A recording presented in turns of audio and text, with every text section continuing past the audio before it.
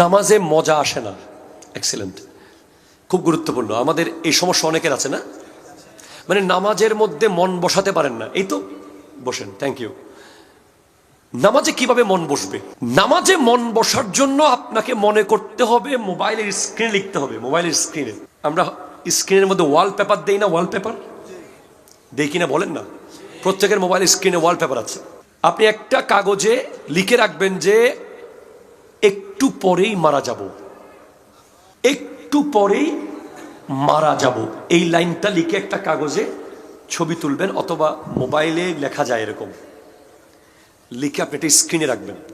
আপনি উজুখানায় গেছেন, ওটা একটু দেখবেন, একটু পরেই তো মারা যাব।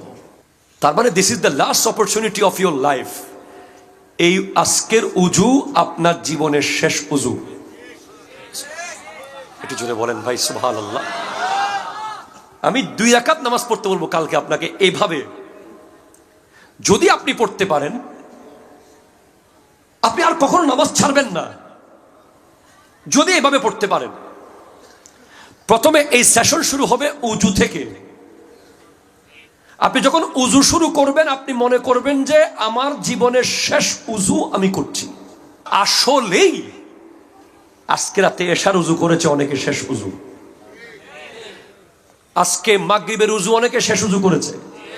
কালকে ফজরের উজু অনেকে শেষ উজু করবে। এটা আমরা মরার পরে কেন ভাববো? আমরা যদি মরার আগে ভাবতে পারি যে এটা আমার জীবনের শেষ উজু, তাহলে আপনার উজুর ভিতরে এমন মনোযোগ আসবে যে আপনি হাত ধোয়ার সময় উজুর পানির সাথে চোখের পানি মিশে যাবে। শুক্রবার ছিল না গত পরশুদিন? আপনারা জুমা পড়েছেন না?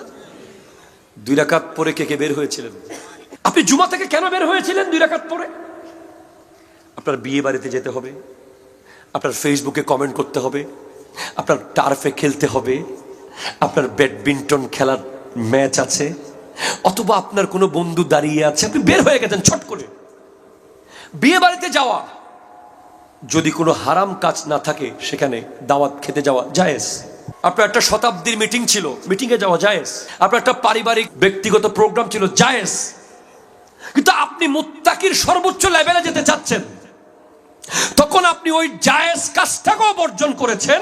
আপনি চেয়েছেন যে আমি মসজিদে আরো কিছুক্ষণ থাকবো, আরো কিছুক্ষণ থাকবো। যে ব্যক্তি আল্লাহর সাথে বেশিক্ষণ থাকার জন্য জায়েজ কাজকেও বাদ দিতে পারে, সে সর্বোচ্চ মুত্তাকি। যেমন শেখ সুলতান সৈয়দ আব্দুল কাদের জিলানী রহমতুল্লাহ আলাইহি। উনি 40 বছর এশারের উজু দিয়ে ফজরের নামাজ কেন পড়েছেন? উনি চেয়েছেন যে গোটা রাত উনি আল্লাহর সাথে থাকবেন, আল্লাহর সান্নিধ্যে থাকবেন।